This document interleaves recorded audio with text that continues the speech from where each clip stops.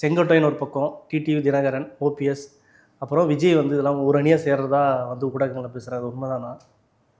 விஜய் கட்சியினரே அப்படி சொல்கிறாங்க. அவங்க சேரலைன்ற செய்திகள் தான் சமீப காலமாக வந்துக்கிட்டே இருக்குது.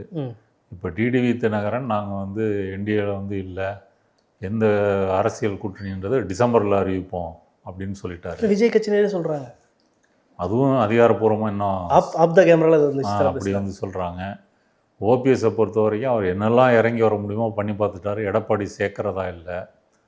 எடப்பாடியை பொறுத்த வரைக்கும் அவர் தந்தி டிவி கொடுத்த நேர்காணலில் டிடிவி தினகரனை சேர்த்துக்குவீங்களா அப்படின்றது காலம் பதில் சொல்லும் அப்படின்னாரு. ஓபிஎஸ்ஸை சேர்த்துக்கலான்னு கேட்டது காலம் கடந்து விட்டது அப்படின்னு சொன்னார். அப்போ ஓபிஎஸோட டிடிவி தினகரனுக்கு கொஞ்சம் சலுகை கொடுத்துருந்தான்னு தெரியுது. ஆனால் எடப்பாடியோடைய பிரச்சனை என்னென்னா, தேர்தலில் வெற்றி பெற்று முதலமைச்சர் ஆகணுன்றதெல்லாம் அவருடைய நோக்கம் இல்லை. அதிமுகன்ற இந்த கம்பெனியை வந்து நான் தான் நடத்தணும், கம்பெனி நம்ம கண்ட்ரோலில் இருக்கணும், கம்பெனிக்கு லீடர் வந்து நான் தான், இதை நிலைநிறுத்துவது தான் அவருடைய நோக்கமாக இருக்குது. அதனால் அவர் வந்து ஏன் அப்படின்னு சொன்னால், அவர் முதலமைச்சராகி ஒரு 3-4 ஆண்டுகள் வந்து ஆண்டதுக்கு காரணமே வந்து இவங்களெல்லாம் கொஞ்சம் கொஞ்சமாக ஓரங்கட்டினாங்க. ஃபஸ்ட்டு சசிகலாவை வெளியேற்றுறாங்க, டிடிவியை வெளியேற்றுறாங்க.